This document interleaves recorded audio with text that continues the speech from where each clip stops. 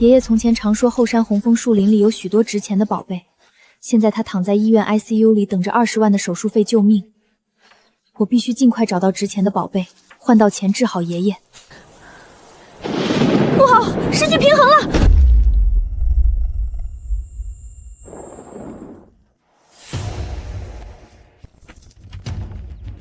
手术费20万，你多拖1天，你爷爷在 ICU 就要多花1天的钱。你一个刚毕业的穷学生拿什么付？乖乖跟我领证结婚，我不仅可以帮你付了手术费，连带后续的治疗和营养费都不用你操心。不然的话，你爷爷可就活不了多久。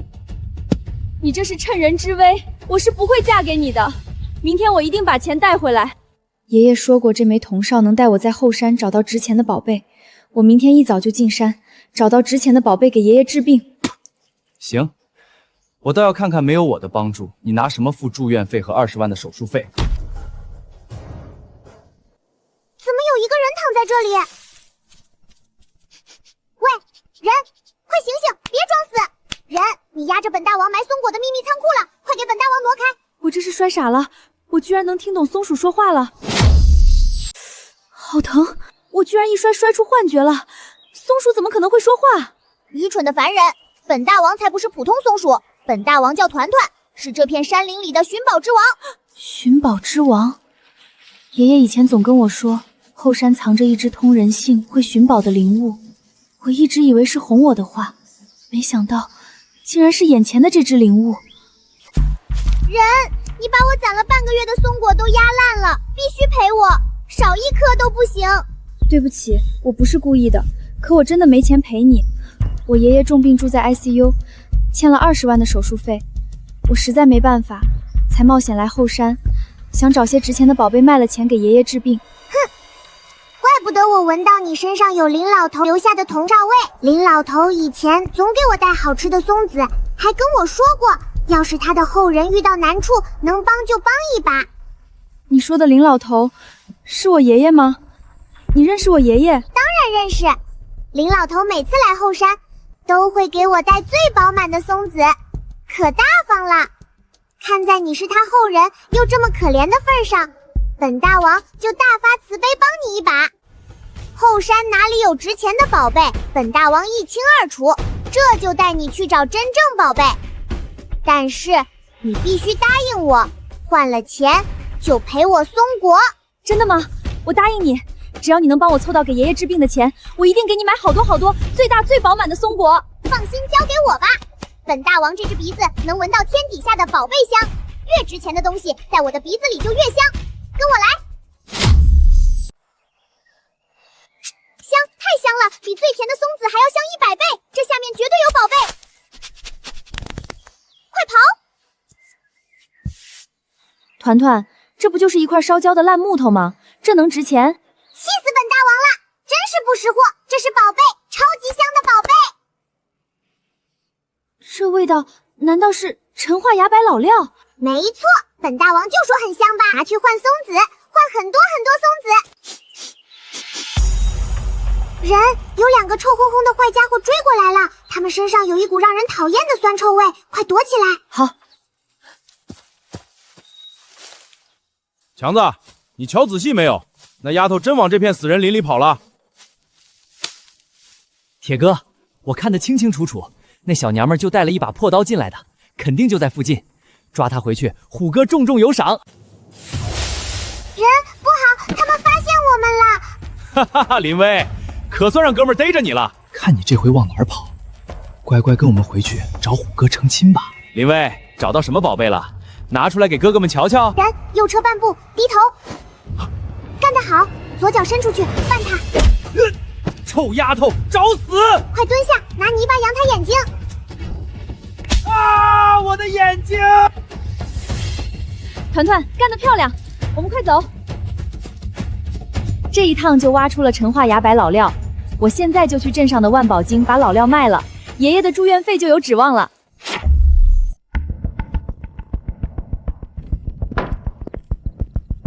去，要饭去别处，这儿的东西可不是你这野丫头能买得起的。老板，我不买东西，我来出料子。你看看这个值多少？这就是一块生火用的烂木头，不是什么宝贝。拿走拿走，别脏了我万宝阁的地方。这个老板不识货。别急，老板，你也是玩崖柏的，陈化崖柏的香味你不会闻不出来吧？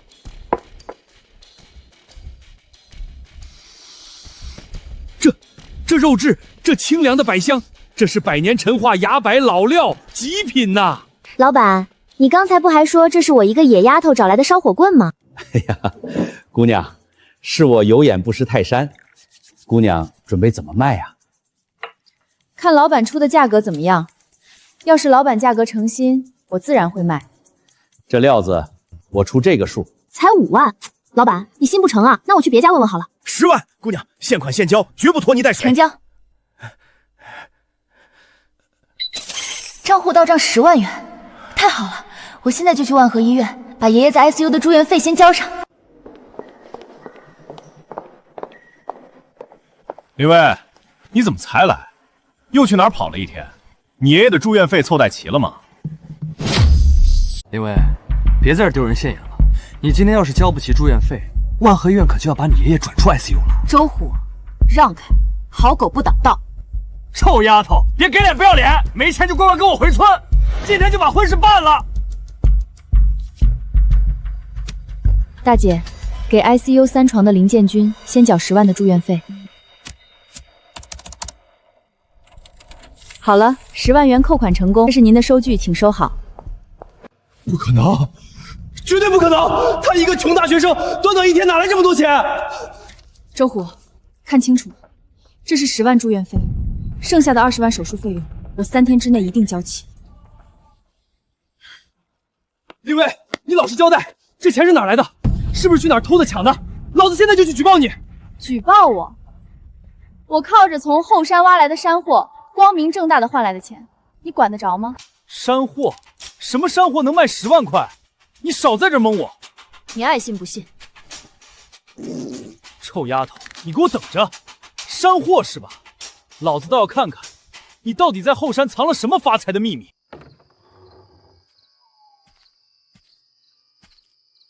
人，累死本大王了！今天本大王立了大功，你得给我弄1整盘炒松子吃。行，少不了你的。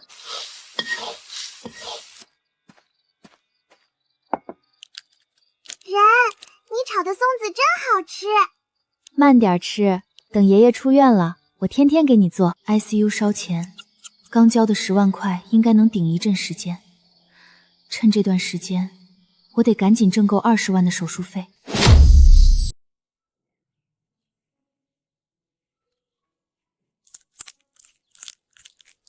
团团，我爷爷的手术费还差20万，我们今天必须去山里找找有没有更值钱的宝贝，把20万的手术费一次性交齐。放心吧，有本大王在，今天带你去山里更深的地方，包你挖到大宝贝。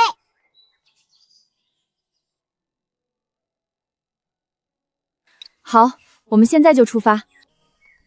鸡鸡，别往前走了，前面的松林里有一群野猪正在发疯，快绕开！野猪群，多谢提醒，我们这就换路。人，你刚才在跟小雀儿说话，你能听懂她的话？我好像真的听懂了，是这枚铜哨的缘故，它在发烫。哇，一定是林老头的铜哨认你当主人啦！你现在不仅有本大王当靠山，还能听懂其他动物的话啦！太好了，我们这就往东边那条路走，避开野猪。香，太香了，比上次的黑木头还要香！人，快来刨开这里！这是天然老蜜蜡，看这包浆和蜡质，起码有几百年历史了。还有这3枚乾坤通宝。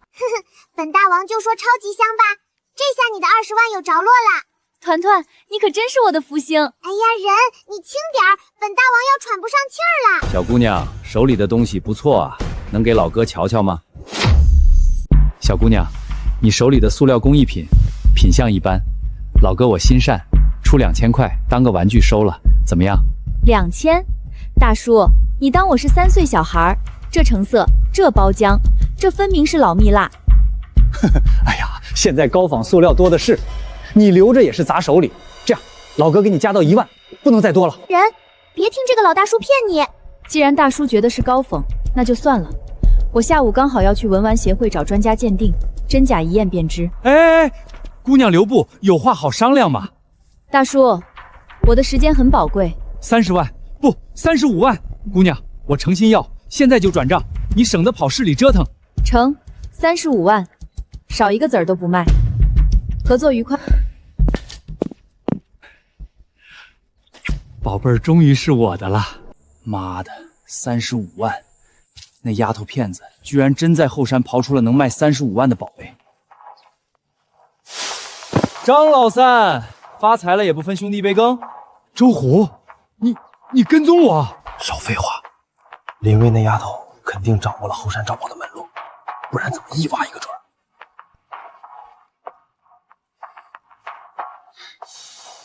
你的意思是，咱们联手，跟着他进山的路线找宝贝，挖出来的宝贝你负责联系买家，咱俩5-5分账。成，只要能拿到货，是的路子我多的是。今晚我们就计划计划。张老三，你这破金属探测仪到底行不行？老子腿都快走断了，连个宝贝毛都没见着。周老弟别急啊，那丫头能挖到宝贝，说明这山里绝对有古怪。咱们再往深处走走。人，那3个大笨蛋已经走进我们的包围圈了。团团，通知山里的小伙伴，给这3位送上一份大礼。收到。之，开打！哎呦，谁砸老子？虎哥小心，这树上有野猴子扔石头。哎呀！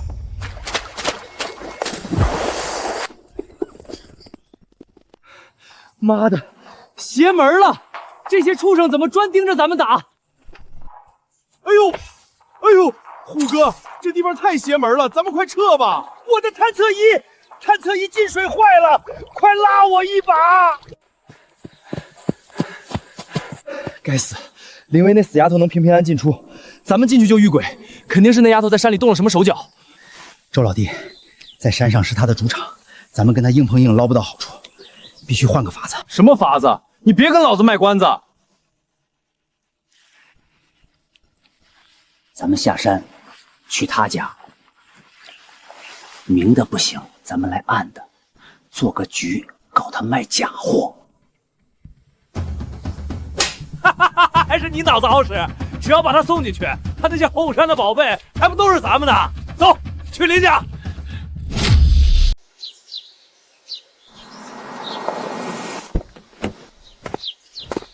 请问这里是林薇姑娘的家吗？我是万和文玩协会的会长李伯通。李会长，您好，请问您找我有什么事？昨天看见张老三从姑娘这儿收走的极品蜜蜡，那可是可遇不可求的好东西啊。今天来是想问问林姑娘手里还有没有其他宝贝，让我也开开眼。李会长，这些崖白小料也是我昨天在山上挖的，你看看怎么样？林姑娘，这些山料的品质放在整个万和市也是顶尖的。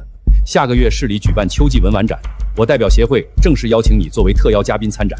李会长，参展需要不少保证金和展位费，我现在恐怕还付不起。宋凯，林小姐，这是李会长特批的50万预付定金，展位费全免，只要您能带几件精品参展就行。林姑娘，只要你点头，以后万和市的高端文火渠道，我都替你引荐。50万定金，加上上次卖给张老三密瑶的35万，我手里就有85万了，不仅能付清爷爷的手术费，后续治疗的钱都足够了。文玩展会更是难得的机会，有协会铺路，以后山里的宝贝都能卖到高价，再也不用冒险单打独斗。这个合作我必须抓住。既然李会长这么看得起我，这合作我签了。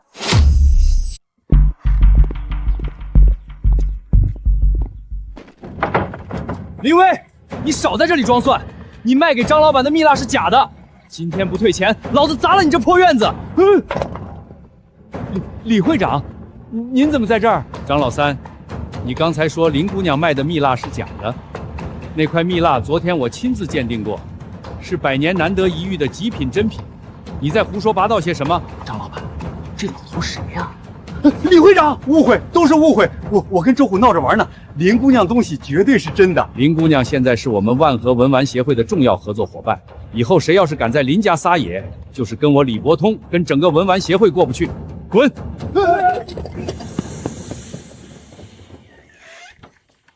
天哪，那可是市里的大老板，居然对林薇这么客气。看来林薇真的发大财了，以后咱们可得跟他搞好关系。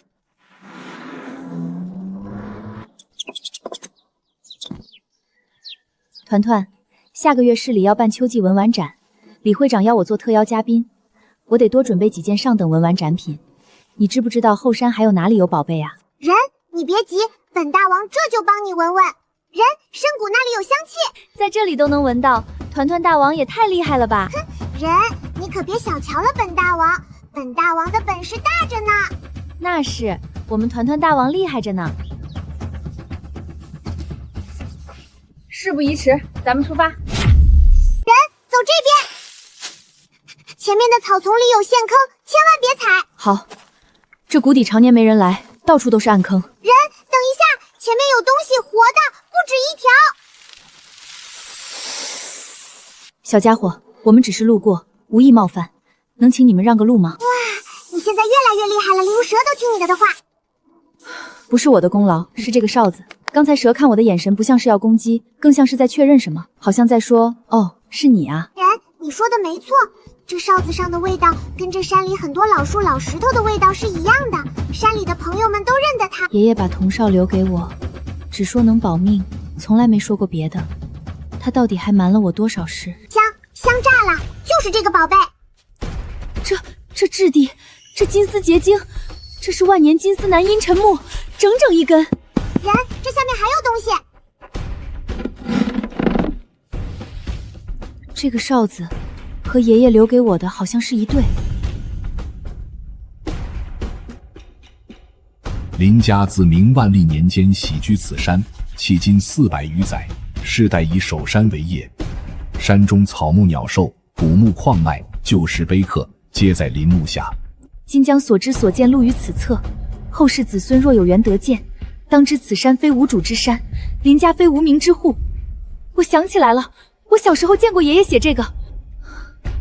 400多年，我们林家守了这座山400多年，爷爷竟然从来没跟我说过。团团，我今天才知道，我爷爷一辈子在山里转，不是在瞎逛，他在替这座山守着他的家底。现在这些东西传到我手上了，那你就是新守山人啦。本大王以后跟着你干。林薇啊，你真是我的财神爷！上回那块蜜蜡赚了35万还不够，这回竟然直接给我送了一整根阴沉木，这下可发大财了。张老三，你上回在李会长面前是怎么说的？说误会，说闹着玩，转头就跟进山里来堵我。此一时彼一时嘛。上回你有李会长撑腰，老哥我认栽。这回荒山野岭的，李会长可没长翅膀飞过来救你。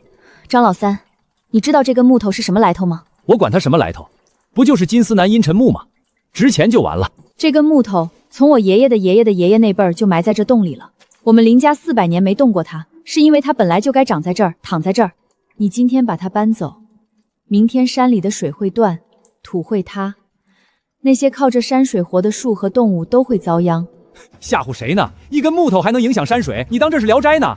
你信也好，不信也好，但有一件事我说在前头，这木头你搬不走。山洞入口那道石缝最窄的地方只有1尺半宽，你告诉我，你怎么把这10几米长的东西弄出去？搬不去整根，老子还不能切了分批运。大壮二彪，拿锯子。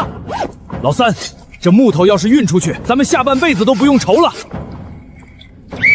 山里的朋友们，请帮我赶走这些坏人，守护大山里的宝贝。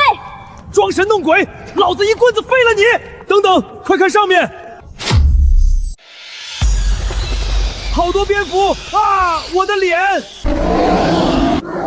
救命啊！怎么还有野猪？不抢了，我们不抢了！姑奶奶饶命！快让这些畜生走开！张老三，你听好了，这洞里的一草一木，从今天起跟你没半点关系。你要是再踏进这个洞口一步的话，别怪我不客气。不敢了，打死我也不敢了。二彪，谢谢各位小伙伴们来帮我们。不用客气，你吹响了守山人的哨子，就是大山的守山人。守山人是我们的朋友，以后要是有人再来欺负你，就吹响哨子，我们帮你揍他。谢谢大家的帮助，以后我一定承担好守山人的责任，守护你们的家园。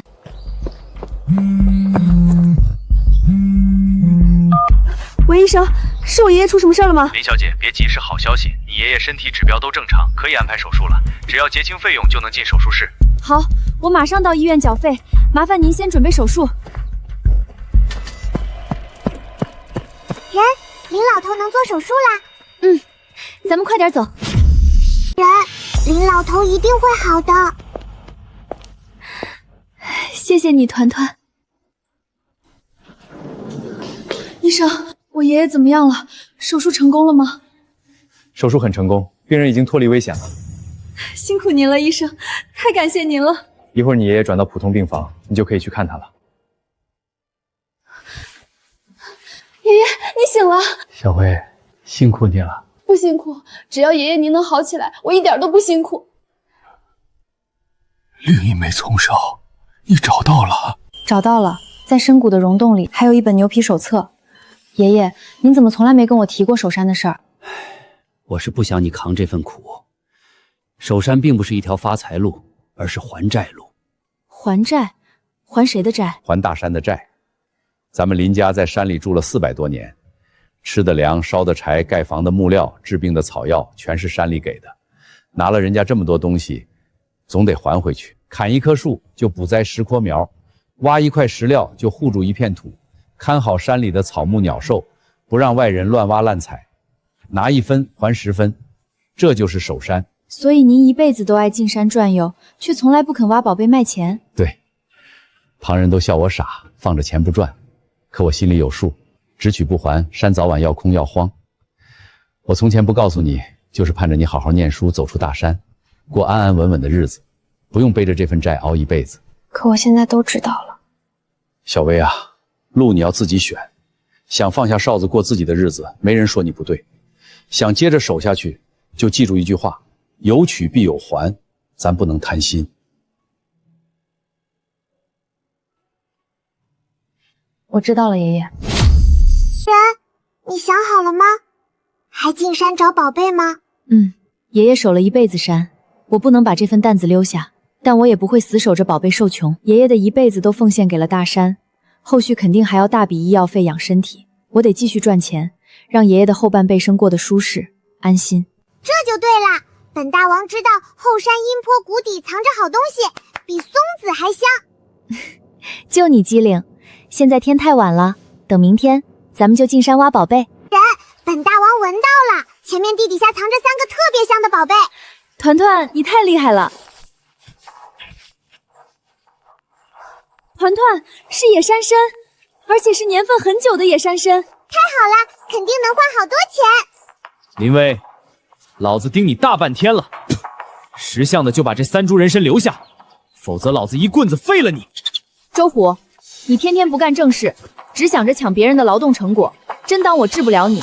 就你还想治我？嗡嗡小分队，有人抢地盘了，快来遮这个大坏蛋！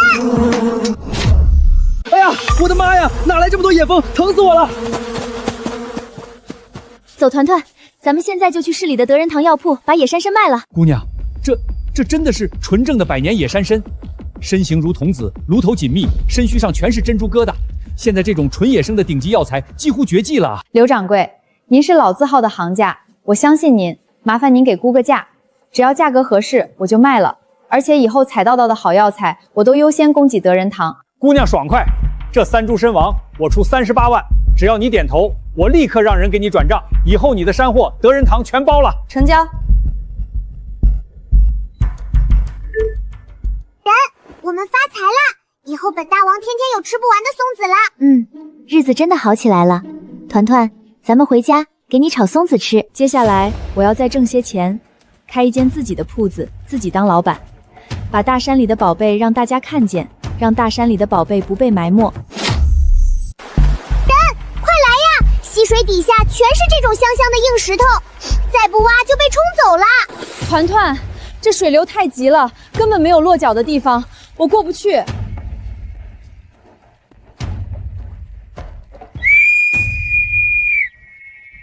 小鱼，小鱼，能不能请你们把水中的石头推过来？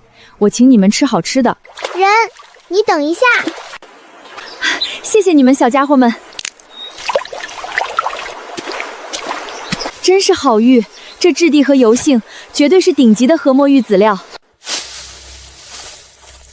林威，老子可算堵到你了！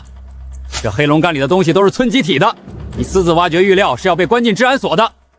只要交出来，我可以考虑放过你。不交出来，今天就别想走出这儿！张老三，昨天周虎来抢我的人参的后果，想必你们也知道了。今天你们还敢来？今天这水里可没有野蜂窝！大壮、二彪，上背篓给我抢过来！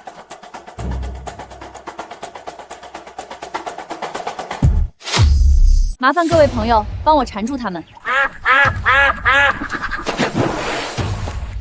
螃蟹夹我屁股了，疼死我了！救命！我不会游泳！哎呦我的妈呀，林薇，你这个邪门的妖女！你们就在这儿好好享受吧。团团，走，咱们去万宝阁，这几块玉料出了手了，又能大赚一笔。妙啊，真妙！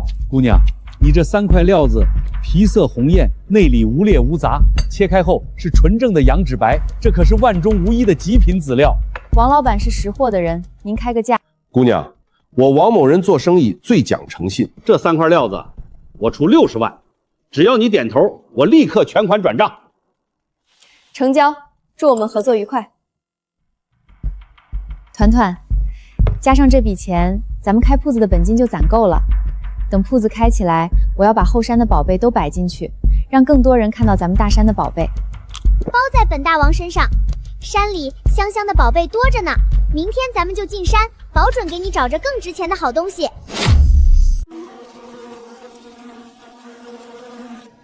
人，那是千年紫灵芝，可是太高了，咱们怎么上去呀？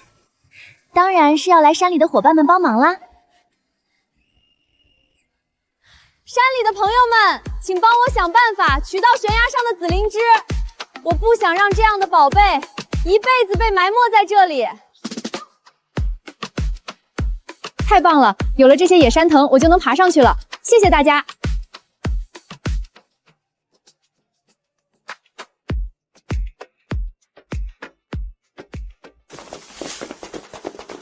林威，这悬崖是村里的公有财产，这灵芝也是大家的，你必须留下。没错，这可是千年子基，少说值几十万，你一个小丫头片子想独吞，没门儿！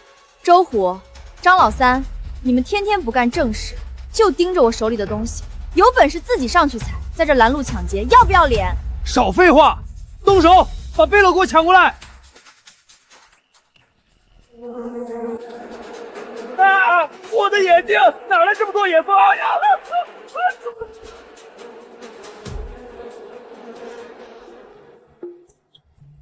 自作自受。团团，走，咱们去德仁堂卖灵芝。奇药，这是百年难遇的纯野生千年紫芝，还有这野生黑蜂蜜，品质绝佳。林姑娘，这批货我出150万，你意下如何？刘掌柜是识货的，价格很公道，成交。林姑娘，老朽有个不情之请，这是独家供货协议，以后凡是这种极品山货，德仁堂愿意议价1成全部包销，只求您长期供货。没问题，以后合作愉快。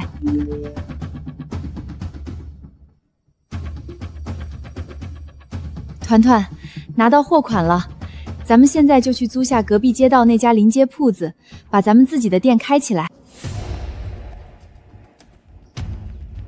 虎哥说了，绝对不能让林薇这臭丫头的铺子顺利开张。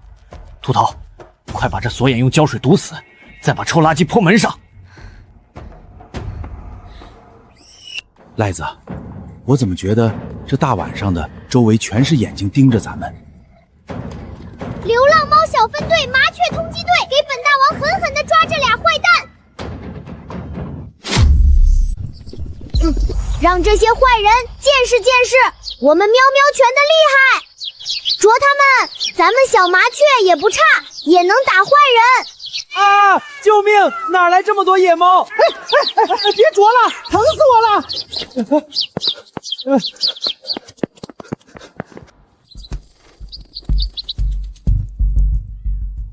今天谢谢大家帮我赶跑了坏人，我请大家吃好吃的。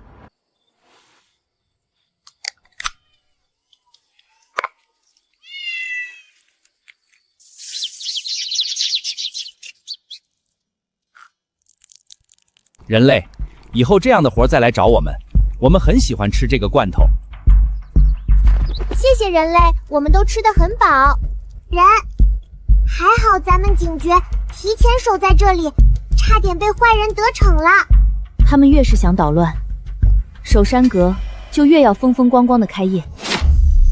诸位，我可没骗你们，林薇姑娘这守山阁里的货，全是从山里带出来的纯天然极品，没有一丝人工做旧。李会长说的对，这料子油性十足，买回去当摆件绝对是上品。林老板，这块我要了。感谢李会长捧场，今天开业一律8折，大家尽情挑选。这是您买的货，小心拿好，喜欢再来。人，咱们今天赚了好多钱。大家别急着买。林薇，你这店里的山货全是从咱们后山采的，后山是全村的财产，你不能一个人吃独食，必须把收益分给全村。对呀，山里的宝贝凭什么让你一个人卖钱？得分钱。周虎，你说的对，后山确实是大家的，所以我林薇从今天下立个规矩。哼，早这样不就完了？说吧，你打算给大家伙分多少钱？从今天起，守山阁每月会拿出2成的收益，不经任何人的手，直接设立村山林公益基金，用来雇佣村里的闲适劳动力补植山林树苗，以及修缮大家进山的山路。林老板，这是给全村办实事啊！路修好了，大家进山都安全，补种树苗，子孙后代都有饭吃。就是，人家林薇赚钱了，还想着全村。周虎，你天天游手好闲，就想着自己中饱私囊，真是不要脸！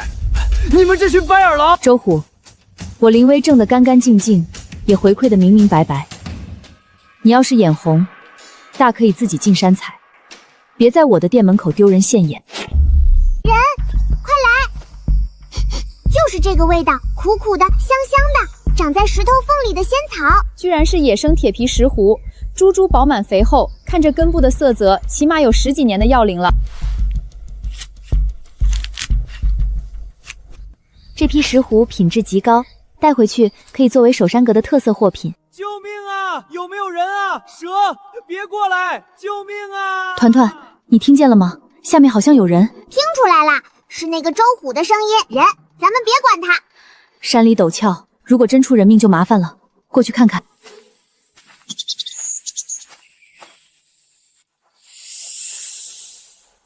林薇，救我！我听说你一直在后山挖到百年药材，我想着进来碰碰运气，学你发财，结果在林子里迷路摔断了腿。有蛇快要咬我了，求你拉我上去。周虎，你嘴上说山里的东西归全村，结果自己偷偷跑来乱挖，现在遭报应了吧？我错了，我真的错了。林薇，救救我！这山里太吓人了。小家伙，别吓他了，姐姐这里有吃的，快来。我本来睡得好好的，谁让他突然掉下来惊扰我的好梦？他胆子也太小了，我又没毒。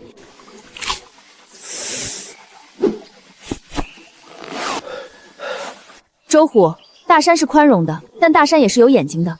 今天我救你是看在同村的情分上，要是让我发现你进山滥挖，下一次可就没人救得了你了。我知道了。哎呀，林老板这心思真是巧，这石斛既能当雅致的盆景养在书房，需要时还能摘2片跑茶润肺，真是别致又实用。我要2盆，承蒙您关照。这是后山背阴处自然生长的石斛，生命力极强，只需每日喷些清水即可。林老板，这石斛盆栽太受欢迎了，刚摆出来半天就被订购了10多盆。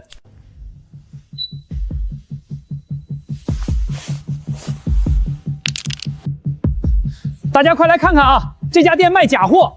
这守山阁号称只卖天然极品，结果这里面全是树脂塑料做旧的假蜜蜡。林薇，你这不是砸自己的招牌，坑害消费者吗？不会吧，林老板的货一向品相极好啊，难道真的混了假货？张老三，你说我这店里有假货，有什么证据吗？证据就在这货堆里，大伙儿不信自己过来看，这底下2块根本不是什么天然蜜蜡，就是塑料加树脂，用化学药水做旧仿造的。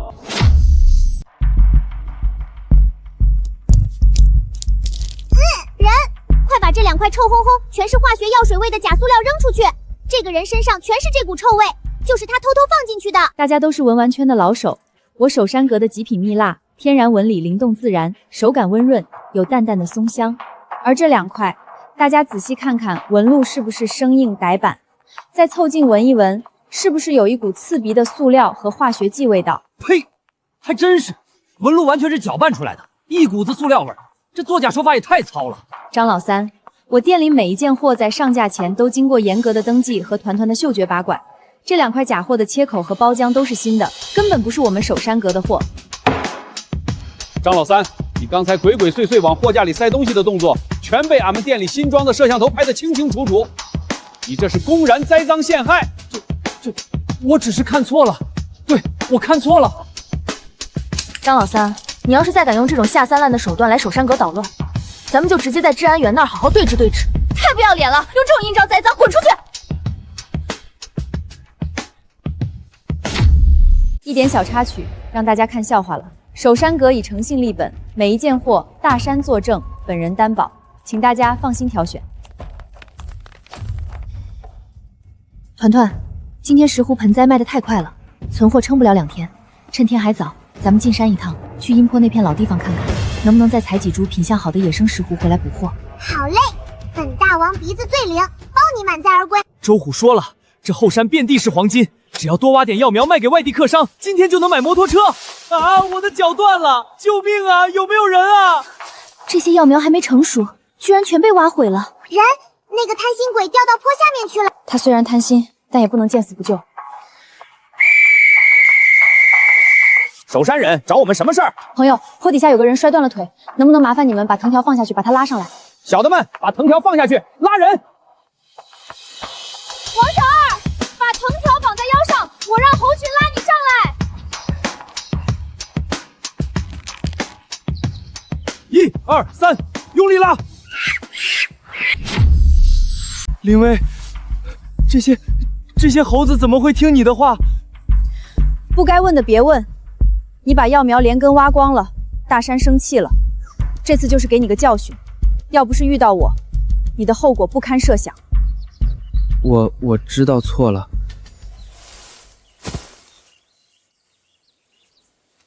首山人，以后再有麻烦，记得吹哨子叫我们。谢谢你们，快回去休息吧。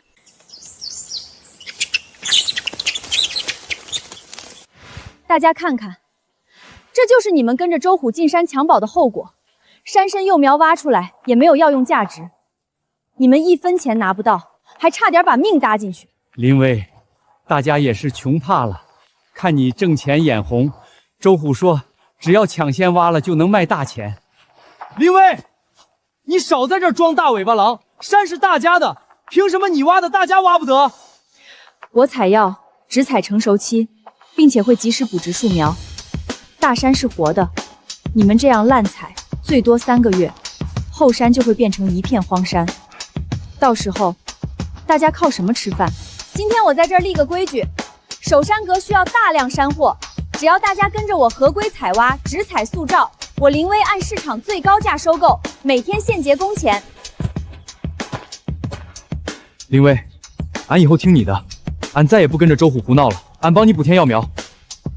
对，听林威的，合规采挖，按劳取酬。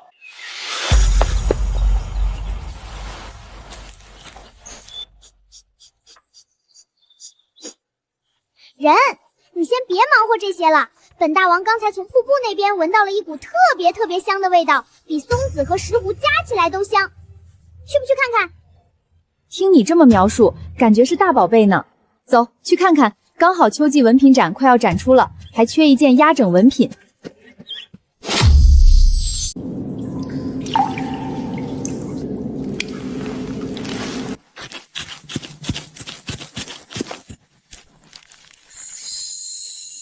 人，快看，超级大宝贝，里面还冻着一个小虫子。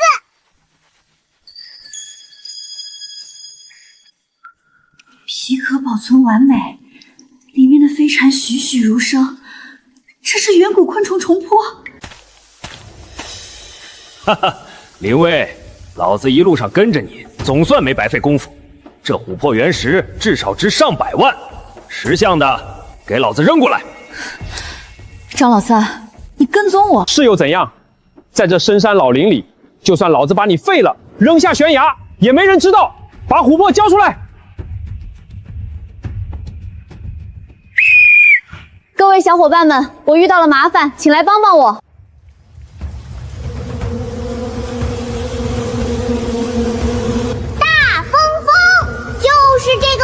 人要抢我们的宝贝，蛰他！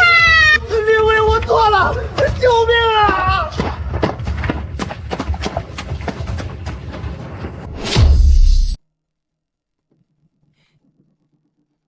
这真的是远古虫狐。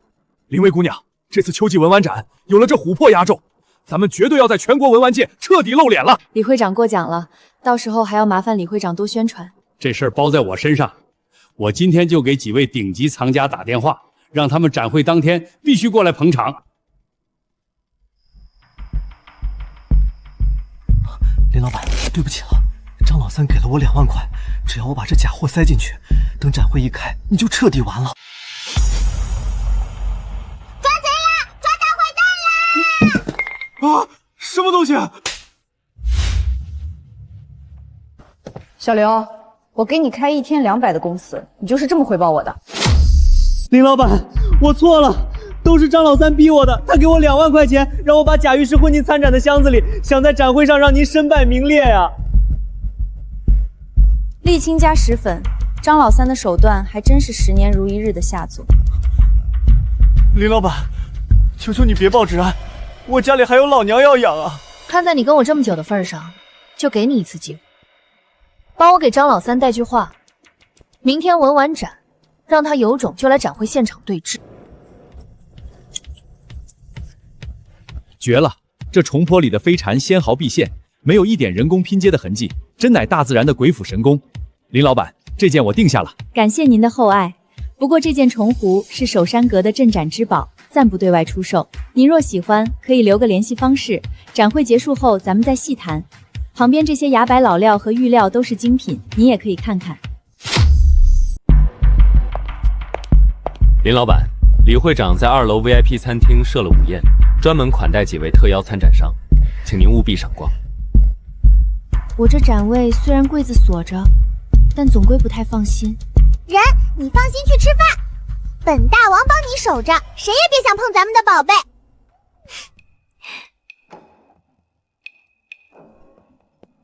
那就辛苦团团大王啦，我吃完饭就回来。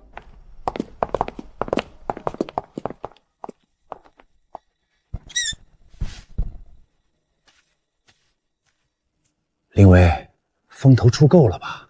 今天老子就让你在文玩界彻底除名！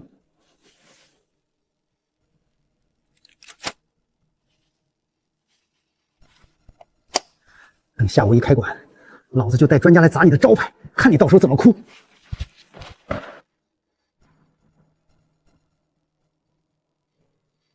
哼，臭烘烘的大坏蛋，本大王看得一清二楚。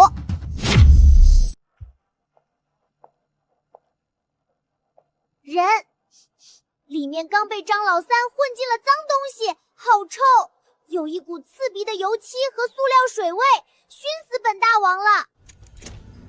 表面虽然像，但重量极轻，而且带有浓重的工业胶水味。这根本就不是用真的百香树枝风化而成的松林石，而是用环网式加松油水粗制暗造的低端工艺品。张老三还真是不撞南墙不回头。团团，我们先把真重活收好，这块假货留在里面，我们来个将计就计。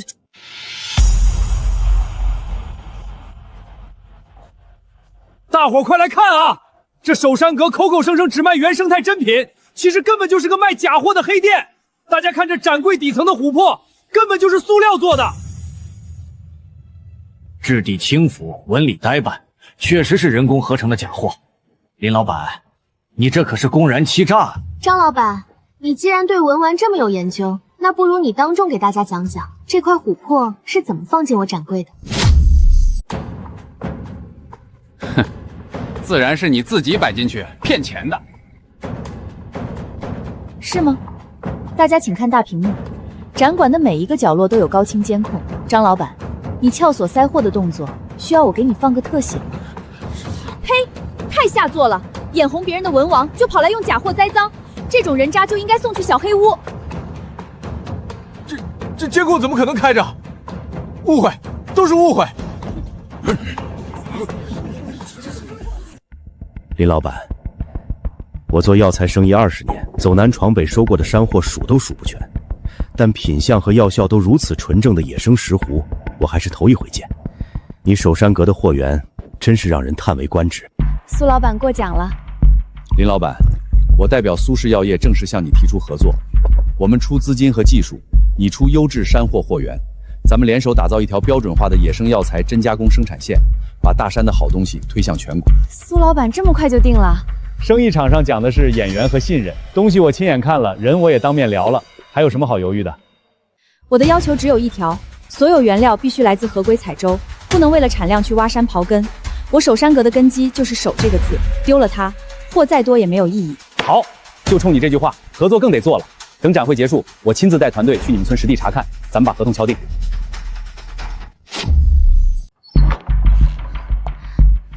林老板可算回来了，展会咋样？累是累了点儿，收获不小。有人主动找上门来谈合作，说要做深加工生产线，把山货做出品牌来。那感情好，我就说嘛，守山阁的货只要走出去，肯定有人识货。那当然，本大王亲自闻出来的货能不好吗？人，快看那棵大树，树洞里面有宝贝，很香很香味的宝贝，比之前的虫珀还香。人，快接住！好重的一个铁盒子。人，怎么样？铁盒子里是不是个宝贝？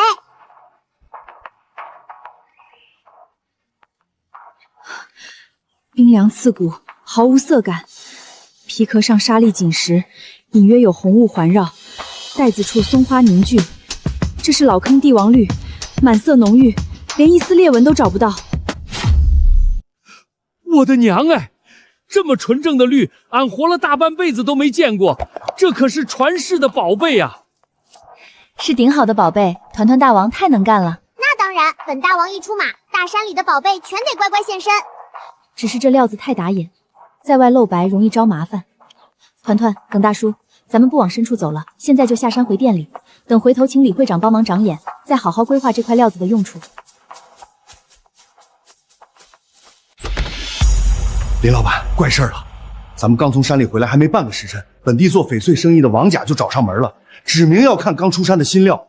我看他那样子，像是提前知道咱们挖的好东西了。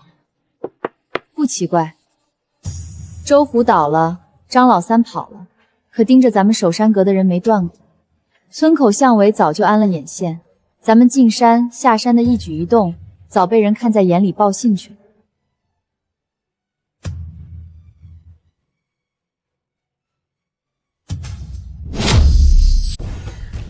林老板，你年轻不懂行，这料子虽然绿，但如今市面上酸锁注胶的假货太多，一口价60万，我全款收了，也免得你砸在手里坏了守山阁的名声。王老板，这块是老坑帝王绿玻璃种，市场价少说200万，60万，您还是去别的地儿捡漏吧。丫头片子不识抬举，在这一片，只要老子不点头，我看谁敢接你这块料子。我跟你们说，守山阁那块所谓的帝王绿，我亲自验过了，就是一块化学药水泡出来的弊货，谁买谁上当。真的假的？林薇那丫头平时看起来挺老实的，居然卖假货！哼，一个没见过世面的野丫头，想钱想疯了！大家伙都把话传下去，谁要是收她的假翡翠，就是跟我王甲作对。你放心，我这就通知咱圈子里的人，绝对不会让这块假货流入市场，坑害别人。林老板不好了，王甲那混蛋到处造谣，说咱们的料子是酸撒的假货。今天好几个原本要来看货的客户都取消了行程。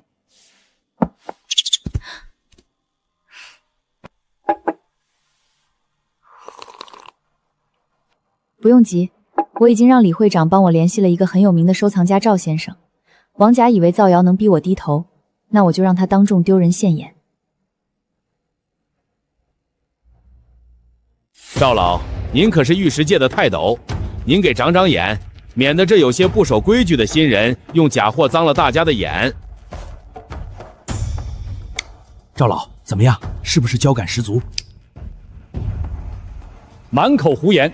那些化学注胶的 BCC 或翡翠，内部结构早已被强酸破坏，在强光下会呈现网状的酸蚀纹，且得摄率低下，毫无灵气。而这块料子，这块料子色蜡、种老、水足，内部天然的苍蝇岩胶质结构清晰可见，这是极为罕见的老坑玻璃种帝王绿，天然荧光极强，这是传世级别的绝世好料，绝非人工酸碱注胶的避祸所能企及。不可能，这绝对是假的！王老板，赵老的话，你难道也想质疑？赵老，我绝对不是质疑您，是林薇，是他搞的鬼。林姑娘，这块料子种质极佳，实属难得，我出500万，手机转账，现在就成交。赵老爽快，这块帝王绿是您的了。赵老，你不能买呀！这丫头肯定是用魔术把料子调包了。王甲，你当年用化学避祸翡翠坑害外地客商，被人当场识破打断右腿的丑事，需要老夫在这里给你念念当年的法庭判决书吗？你造谣林姑娘的真料是假货，不过是想用60万强买强卖，你这种害群之马也配在文玩界立足？嘿，原来是个有前科的骗子，自己卖假货，还想低价抢人家的宝贝，太不要脸了！王甲，带着你的鬼法器立刻滚出中山阁，我们这里庙小，不欢迎你这种无耻之徒！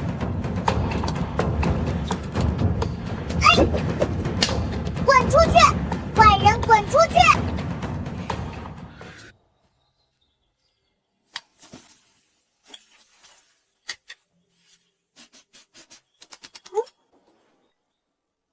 停！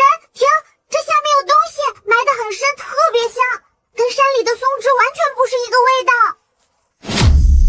嘿，原来是个有前科的骗子，自己卖假货，还想低价抢人家的宝贝，太不要脸了！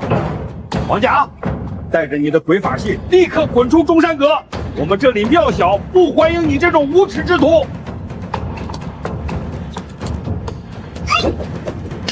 滚出去！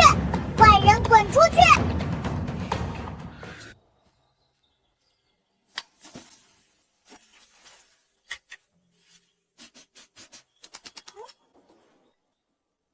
停！这下面有东西，埋得很深，特别香，跟山里的松枝完全不是一个味道。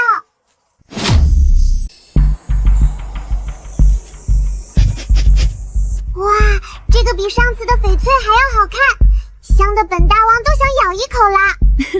这东西可不能咬，这是造办处的宫里的手艺。你看这凤凰的冠羽和尾翎，刀法利落又带着圆润，是标准的清中期宫廷风格。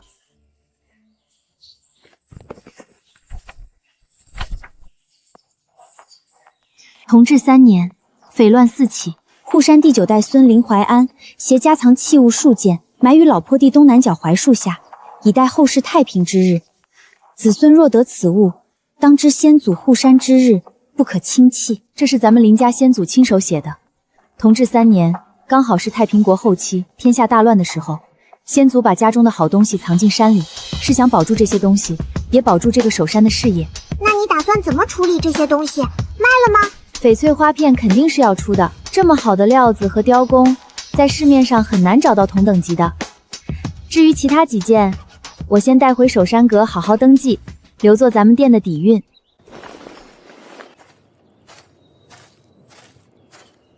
人，这趟收获大吧？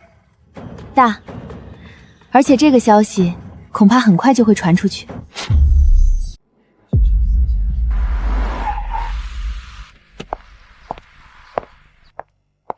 林老板，久仰大名，我是秦丽，做翡翠生意的。听说你手上新出了一件好货，特意赶过来看看。人，这个女人身上香水味太重了，盖住了别的味道。不过她的眼神不对劲。秦老板消息真灵通，东西刚摆上没多久您就到了，请。水头是还行，但这飘花的色根有点散。凤凰的尾羽这一刀刻得不够深，工倒是老工，不过品相嘛，林老板，你这件东西吧，只能说中规中矩。市面上同类的宫廷花片，品相稍好一点的也不过100万出头。你这件我看80万顶颠了。80万，比我想的便宜不少。是啊，我觉得没有上百万拿不下。林老板，我今天是诚心来谈的，你要是愿意，90万我全款拿走，这价在翡翠圈里已经算公道了。秦老板，您看东西的眼光和出价的爽快我都领教了，不过这件东西我不急着出，您先喝杯茶，咱们慢慢聊。林老板，我不妨直说。你刚入行不久，可能不太清楚省城玉器圈的水深，一件东西能卖出什么价，不只是看东西本身，还得看有多少人愿意接。我要是回去说一句这花片有暗列，恐怕到时候你就算想卖80万，也未必有人敢接。他在威胁你，明明那花片好得很，他睁着眼睛说瞎话。秦老板好意，我心领了。不过我守山阁的货，每一件都是从大山里、从祖辈的手里接过来的，真不真好不好，大山说了算。懂货的藏家也看得清。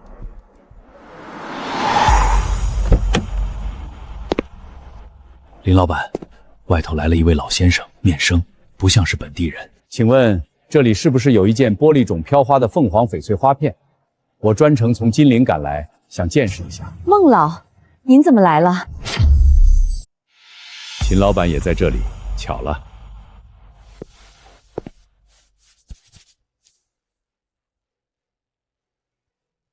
玻璃种，老坑料，飘花分布自然，无色根断裂。凤凰的雕工是标准清中期造办出的风格，鳞羽层次分明，凤头回望的姿态把握得很准，这个弧度不是一般工匠能拿捏出来的。孟老都这么说了，那就是真东西没跑了。孟老，您再细看看这片凤凰尾羽的雕刻是不是略显呆扮？我觉得可能是后期补过工的。秦老板，看玉要凭眼力，不是凭嘴力。这片花片从料子到雕工一气呵成，没有一处补工和修痕。如果你觉得看不准，那可能是你入行这些年好东西见得太少了。林姑娘，这件东西我很有兴趣，不知道你愿意割爱吗？孟老赏眼，是这件翡翠的福气，咱们里面谈，请。林姑娘，这件翡翠花块我出420万。我知道这个价不是省城最高，但以它的品相和工艺，到了金陵市场还有更大的空间。孟老的眼光和诚意我都看见了，420万，价格很公道。这件翡翠我交到您手里。我会把翡翠妥善带回金陵保管的。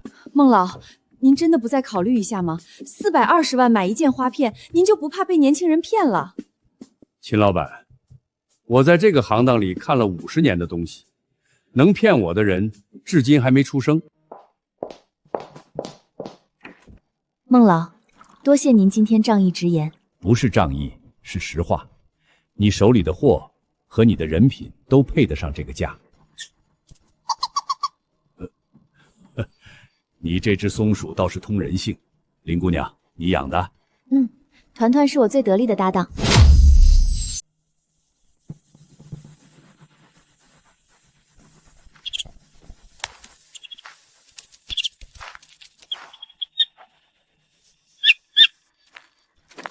怎么了？这下面有什么？人，这下面有香气。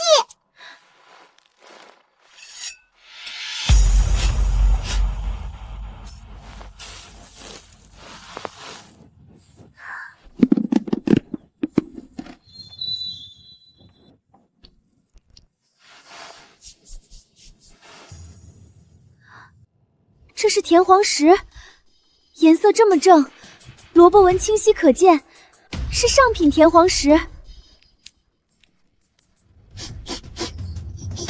香，好香！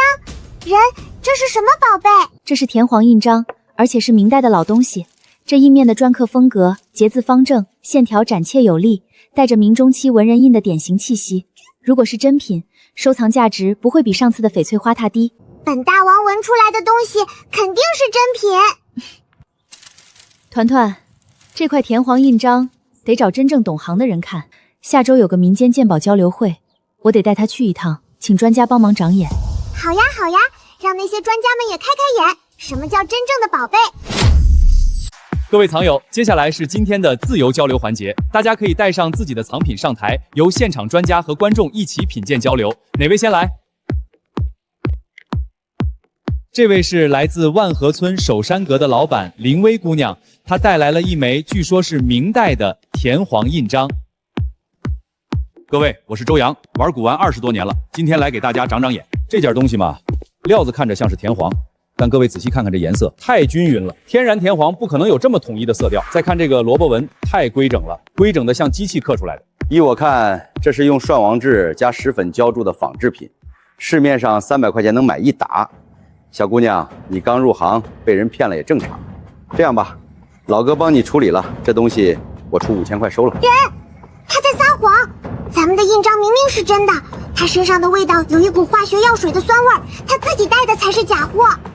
周老师，您这么肯定它是仿品，那我也很好奇，您自己平时收藏的田黄是什么样的？能不能拿出来给大家开开眼？巧了，我今天正好带了一枚自己收藏的清代田黄，大家看看，这才是真正的好东西，颜色自然，包浆厚重，跟那件仿品一比，高下立判。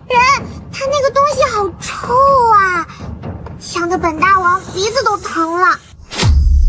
两位藏友各执一词，今天咱们交流会正好有专家组在场，要不请专家们现场做个检测，用仪器说话。检测就检测，我周洋玩古玩这么多年，还怕检测不成？那就请咱们今天的专家组成员用专业设备检测一下，好让大家心服口服。有请。检测需要一点时间，请大家稍后。我们会对2件藏品做成分分析和显微结构比对。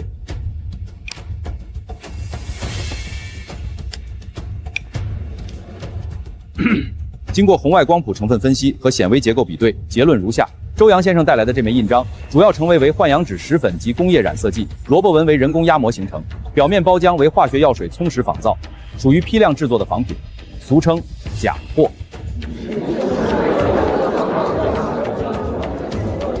而林薇姑娘带来的这枚印章，矿物成分与田黄石的标准数据完全吻合，萝卜纹自然随机分布，非人工压模所能复制。印面篆刻的刀法、节字风格，经比对符合明中期文人篆刻的特征，综合判断，这是一件明代的真朴田黄印章。不可能！你们是不是搞错了？我的东西怎么可能是假的？我收了10年了。周先生，仪器不会说谎。您这件藏品表面残留的化学液剂成分和市面上仿照田黄常用的浸泡液配方一致，连浓度都差不太多。如果您有疑问，可以把样品送到鉴定中心复检。林姑娘，我叫孙国栋，做实业出身，私底下收藏古印章20多年了。你这枚明代田黄印章，品相和篆刻水平在市面上非常少见。如果你愿意割爱，我出580万，手机转账。孙先生爽快，这件印章是山里出土的，流到懂它的人手里是最好的去处。经过主办方紧急商议，现决定将周洋永久列入本交流会黑名单。今后所有由主办方承办的民间鉴宝活动，均不再欢迎周洋参与。哎呀，那不就是去年老陈花20万买的那枚吗？周洋，你还说是祖传的？林姑娘，生意不错啊，我今天顺路过来给你带点东西。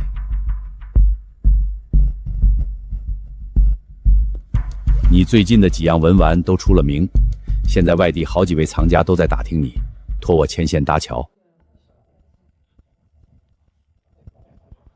孙先生费心了，这份人情我记下了。不用记什么人情，你的货替你开了路，我就是搭座桥。不过，林姑娘，我多嘴提醒你一句，你这名声传得越快，盯着你的人就越多。做投资起家的沈傲已经开始留意你了。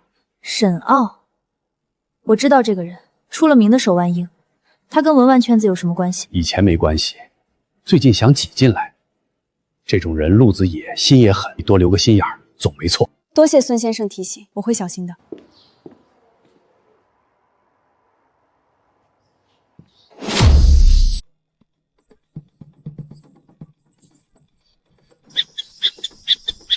人就在前面那个瀑布后面，香气越来越浓了，像是好多年前的木头，但泡了很香很香的油。这地方连村里的老人都没提过，地图上也没标。团团，你确定里面有东西？确定，香的本大王的鼻子都快打喷嚏了，就在水林子后面。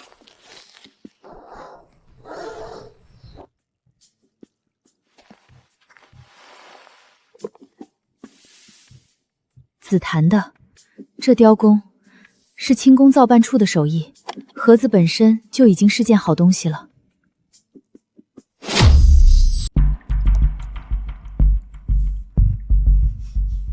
哇，这个味道太舒服了，像是老木头泡在蜜糖里，又带点凉丝丝的劲儿。这是沉香，而且是顶级的奇奴。你看这油线，密密麻麻布满整颗珠子，放到水里直接沉底。尾珠上有赐灵2字，下面还有编号，这是宫里赐给我们林家先祖的东西，爷爷的手记里应该有过记载。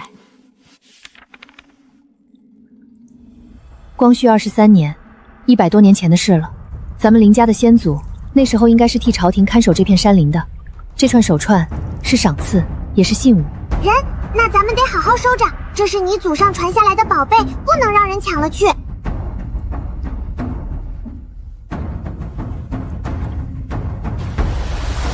人，我刚才闻到的味道不只有手串的香气，空气里还有一股铁锈味儿，就在山脚那边。人，就是他们，铁锈味就是这些人身上的，他们在这儿等很久了。林老板，久仰，我叫沈傲，省城做古玩生意的。听说你今天在山里找到了一件好东西，我特意赶来，想跟你谈笔买卖。沈老板消息真灵通，我这才刚下山，您就在路口等着了。林老板哪次进山是空手而归的？我只是比别人抢先一步而已。林老板，今天不论你挖到什么，我都出价100万。沈老板，100万买一串奇楠沉香手串，而且很可能是有宫廷款迹的旧藏，这个价您觉得合适吗？林老板，你刚入行不久，可能不太清楚规矩。一件东西能不能卖上价，不光看东西本身，还得看有没有人接盘。我能出100万，已经是看在你年轻给你面子的份上了。你要是觉得不够，那咱们今天可能要多耗一会儿了。人，就是他们，铁锈味就是这些人身上的，他们在这儿等很久了。林老板，久仰，我叫沈傲，省城做古玩生意的。听说你今天在山里找到了一件好东西，我特意赶来，想跟你谈笔买卖。沈老板消息真灵通，我这才刚下山，您就在路口等着了。林老板哪次进山是空手而归的？我只是比别人抢先一步而已。林老板，今天不论你挖到什么，我都出价100万。沈老板，100万买一串奇楠沉香手串，而且很可能是有宫廷款迹的旧藏，这个价您觉得合适吗？林老板，你刚入行不久，可能不太清楚规矩。一件东西能不能卖上价，不光看东西本身，还得看有没有人接盘。我能出100万，已经是看在你年轻给你面子的份上了。你要是觉得不够，那咱们今天可能要多耗一会儿了。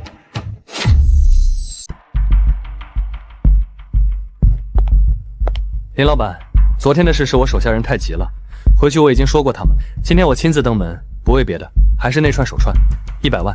我今天带支票来了。沈老板，我说过了，这串手串不卖，不是价格的问题，是这件东西有来历，我要对得起我爷爷留下的东西。林老板，做生意嘛，什么都可以谈。100万不行，那我加到120万，150万，你开个价，我沈傲不是出不起的人。请问是守山阁的林薇姑娘吗？我是周怀金，听说你手里有一串清代奇楠手串，专程赶来拜访。周老，您怎么来了？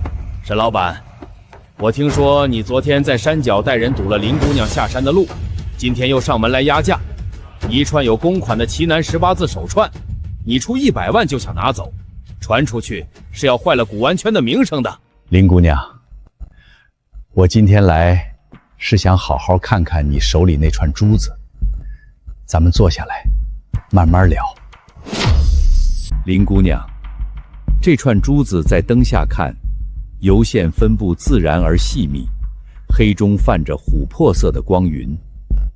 它的手感是不是像有层薄薄的油膜，却一点都不粘手？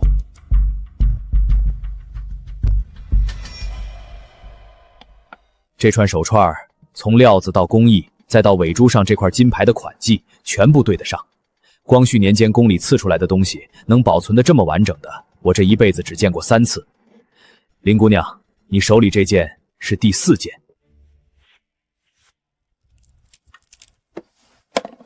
这串奇诺手串，我出880万。我知道这个价不一定是最高的，但我会妥善保存它，不会让它流落到市场上被胡乱转手。我入几湾行当以来，见过不少买家，但像周老先生这样先认真鉴定再谨慎出价的人，还是头一个。周老，您这话说到我心里去了。这东西是宫里赐给林家先祖的，我不图他卖出高价，只图他能在一个真正懂他、敬他的人手里。880万，成交。林姑娘，我这些年走南闯北，见过不少年轻藏家，像你这样手里有好东西却从不肯贱卖的不多，像你这样挖到东西还掀翻祖传手迹和来历的更少。你这守山阁的生意做得踏实。周老过奖了，我爷爷教过我，山里的东西拿1分就得还10分，卖货也是一样，东西的来历得清楚，卖给谁也得清楚，不能稀里糊涂的把老祖宗留的东西弄脏了。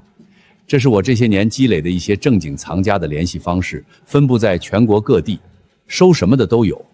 你以后出了新货可以联系他们，不用再只盯着当地那几个渠道，路子宽了才能站得稳。周老，您今天帮了我大忙，这份名单我记在心里了。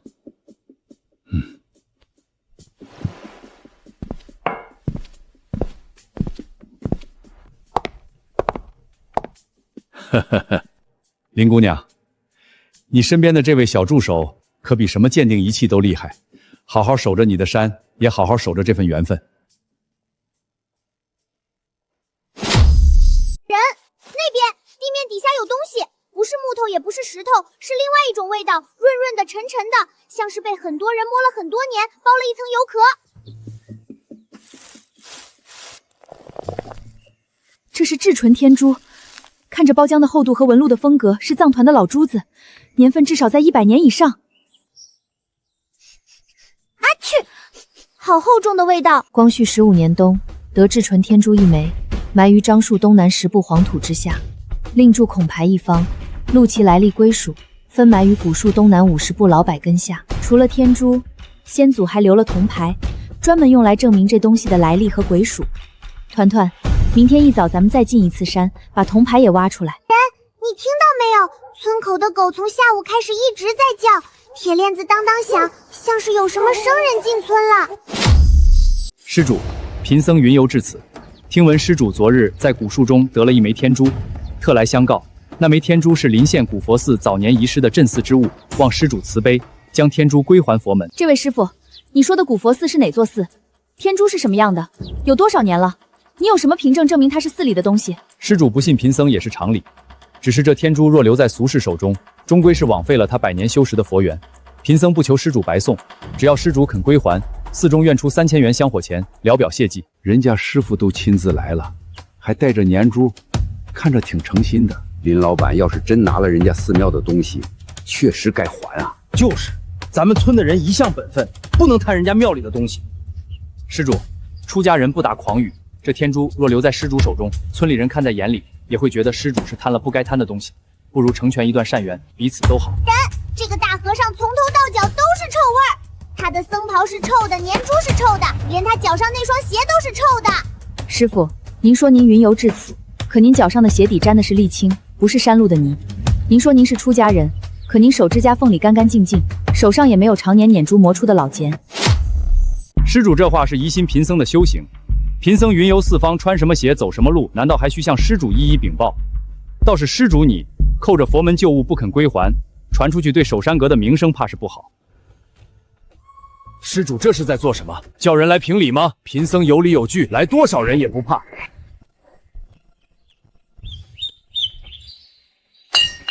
奇了，这山鹰竟然叼来了一块铜板，他听林威的。这块铜牌是林家先祖和天珠一起留下的凭证，牌面上写得很清楚：光绪15年冬，林家第14代守山人得至纯天珠1枚，藏于樟树东南10步黄土之下，并铸此牌为证。师傅，这牌子上写的明明白白，光绪15年林家自己藏的，和您的庙没有半点关系。您这跑来要东西，怕是要错了吧？这人不会是专门坑蒙拐卖的江湖骗子吧？这铜牌也不一定是真的，说不定是他自己偷偷铸的。我倒觉得这块牌子的铜锈和包甲都不像是新做的。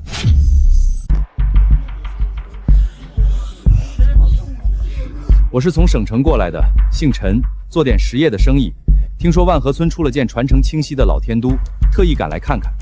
刚才这位师傅说铜牌可能是假的，我倒想问一句，师傅您是凭眼力看出来的，还是凭嘴皮子说出来的？林姑娘，这枚天珠的品相和包浆是我这些年见过最好的之一，加上还有铜牌这样的传承凭证，来源干净，脉络清楚，非常难得。我出1200万全款，你看行不行？这姓陈的人眼中没有一丝贪婪，只有对一件好物件的尊重和喜爱。陈先生爽快，我也痛快。这枚天赎交给您了。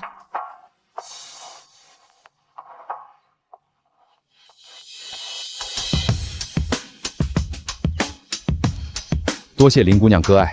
另外，我刚才进村的时候，发现进村那条路实在不太好走，坑坑洼洼的，雨天一踩一身泥。我想捐一笔钱，给村里修条像样的路，也算是我和万和村结个善缘。师傅，不，该叫你骗子才对。你这一大早跑到我们村来，连编带骗的，差点让大伙误会了林老板。现在真相大白了，你是自己走，还是我们送你一程？这种人我见过不少，专门挑偏僻村子下手，用一套华术煽动不知情的人帮着施压。你今天这块铜牌是救了自己，也给村里人上了一课。不是铜牌救了我，是先祖考虑的周全。他们把东西埋下去的时候，就想过后人可能会遇到什么麻烦。团团，白天陈先生说的话提醒了我，先祖藏东西不是随手一埋，每一件都有来历、有凭证、有对应的记录。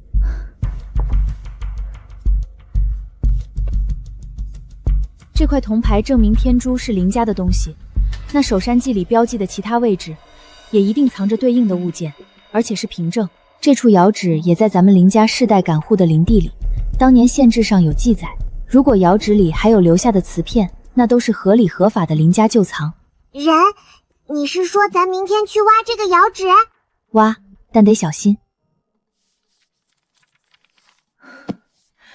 还有一件事，最近店里宝贝接连出手，盯上守山阁的眼睛只会越来越多，咱们得做些准备。我们可以找那些猫猫帮忙，他们可喜欢吃人上次喂的罐头了。还有咱铺子周围的大狗狗，有他们看家护园，一定没问题的。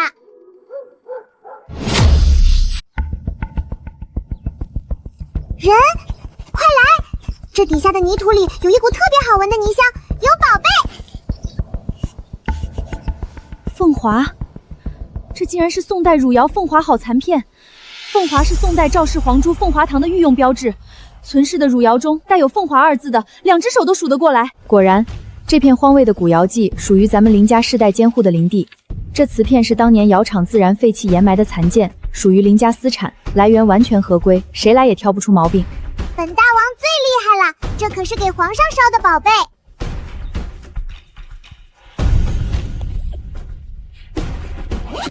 今天就挖到这里，先把这块带回去妥善保存，回头等有合适的机会再带专业工具来，看看这窑址下面还有多少东西。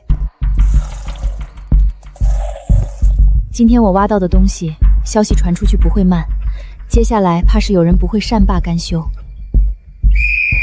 人类，大半夜的喊我们，出什么事了？人类，你别怕，你平时喂我们那么多好吃的，谁要是敢来欺负你，我们汪汪队第一个冲上去，保证咬得他嗷嗷叫。谢谢大家，我确实有事情要麻烦各位。团团，猫猫狗狗们听好了，以后晚上要是看到有坏蛋摸墙进来，就给本大王嗷呜一口咬住他的裤脚，咬完就躲，别硬拼，然后大声叫，把我们都喊醒。记住啦，谁表现好，明天奖励双份肉罐头。瘦子，今天查的怎么样？那瓷片真的还在守山阁，别咱们半夜翻进去扑个空。七哥，你就放100个心吧。我下午蹲在守山阁对面那棵槐树底下蹲了整整2钟头，亲眼看见耿老头把那块瓷片从背包里拿出来，用绒布擦了好几遍，才放进内堂的保险柜里。保险柜的型号我都记住了，老式的转盘锁，拿听诊器贴着转几下就能开。那可是宋代汝窑的凤华瓷片，大老板在电话里跟我放话了，只要能拿到手，哪怕是块残片，只要有那2个字，1000万起步，上不封顶。瘦子，这一票干了，咱俩下半辈子就不用窝在这破酒馆里喝散装白酒了，直接去买楼买车，想怎么花怎么花。七哥，钱是好东西，可我总有点不踏实。我蹲点的时候还看见林薇那丫头站在后院台阶上，面前蹲了一排流浪狗，墙头还蹲着7、8只野猫，齐刷刷的看着她，像开会似的。她那眼神不像是在看畜生，倒像是在跟他们说话。怕个屁！几只看门狗就把你吓尿了。你又不是没干过夜活，哪次失过手？白天人多眼杂不好下手，咱们就半夜动手。撬棍、切割刀、手电筒、麻绳，老子全备齐了。后院这段围墙最窄，外面正好有棵歪脖子树，踩着树干就能翻过去。翻过去就是那堂侧门，门锁是那种老式的探子锁，拿根铁丝3、5下就能捅开。进去之后直奔保险柜，拿了东西就从原路撤，全程用不了20分钟。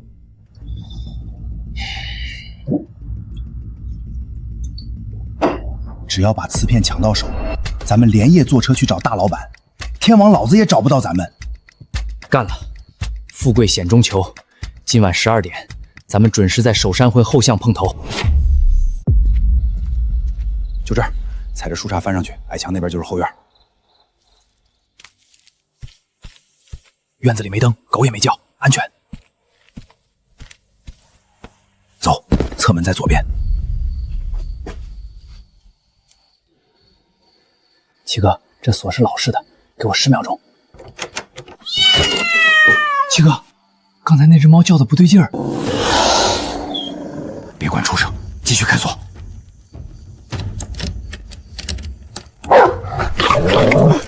七哥，狗咬我了！滚开！畜生都滚开！就是这2个坏蛋，猫猫狗狗们，给我咬稳了！哎，瘦子，快撤！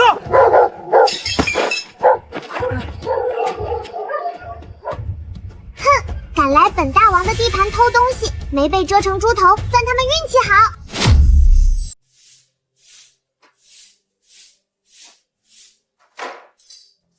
林老板，昨晚那俩贼跑得倒快，东西全丢这儿了。保险柜我看过了，一点划痕都没有，那瓷片好着呢。辛苦耿大叔了，把后院墙边那几棵槐树的枝杈修一修，留个安全距离。另外再装2盏太阳能感应灯，照着后院和侧门。人，你放心，有本大王在，谁也别想碰咱们的宝贝。林老板，门口来了一位戴眼镜的老先生，说是市里展览馆的，专程来看那块汝窑瓷片。你看见还是不见？见，快请老先生进来。我是本地展览馆的古陶瓷研究员方飞。昨晚听说你这边出土了一块带凤华款迹的汝窑残片，我连夜查了资料，今天一早就赶过来了，不知道能不能让我亲眼看看。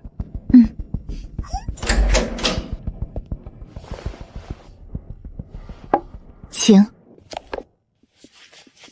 这开片蝉翼纹，典型的汝窑特征，底足的支钉痕迹也完全符合宋代官窑的烧制工艺。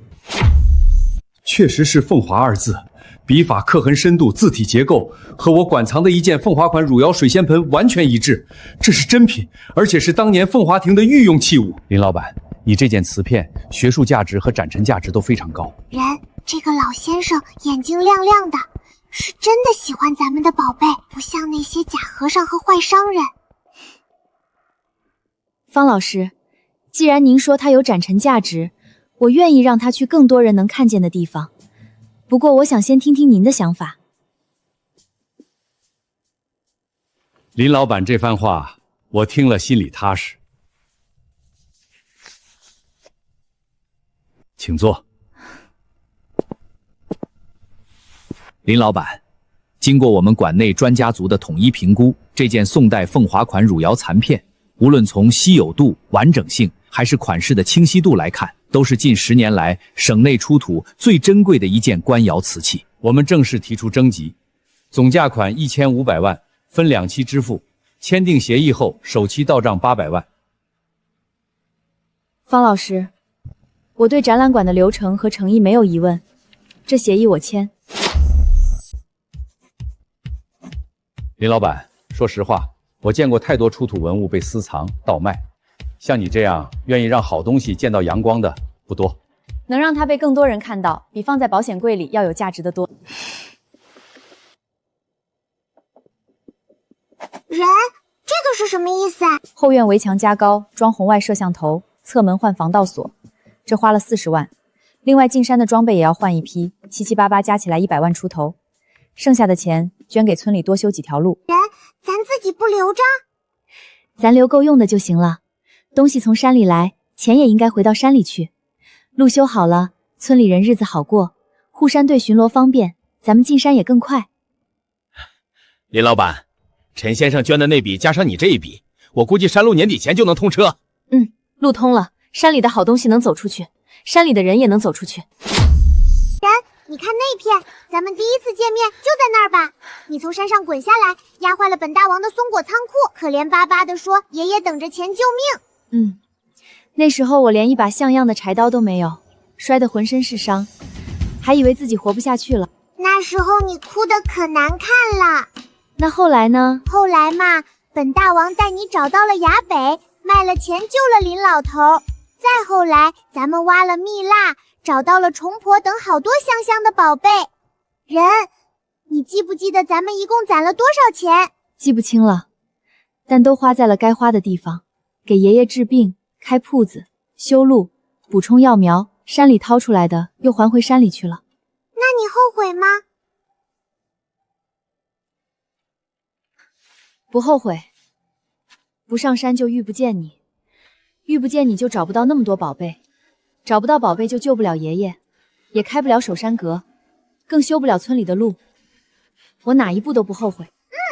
那本大王也不后悔，反正有本大王稳保，有人守山，咱们永远不怕没宝贝找。走吧，下山回家，明天还进山呢。好嘞，明天本大王再带你找更多宝贝。